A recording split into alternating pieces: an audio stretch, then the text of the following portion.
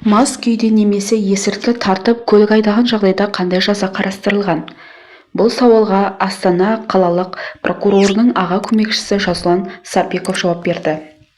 Жүргізуші көлікті ішімдік ішіп немесе есірткі тұтынып басқарған жағдайда әкімшілік кодекстің 608 бабының 1 бөлігіне сәйкес жауапкершілік көзделген. Атап айтатын болсақ, айыпты 15 тәулікке қамауға алынады және 7 жыл мерзімге көлікті басқару құқығынан айырылады.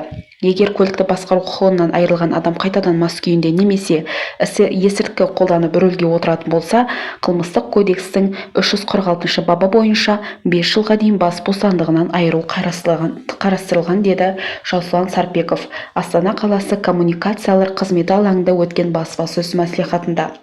Одан әрі прокурор көмекшісі биыл қанша адам заң бұзғанын сөз етті.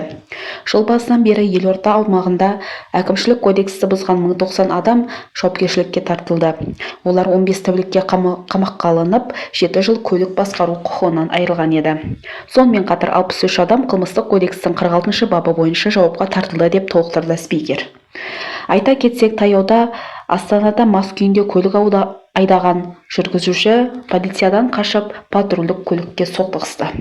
Сондай-ақ биыл маусымда Қостанайда бас дәрігер мас күйінде көлік жүргізгені үшін қамауға алынды.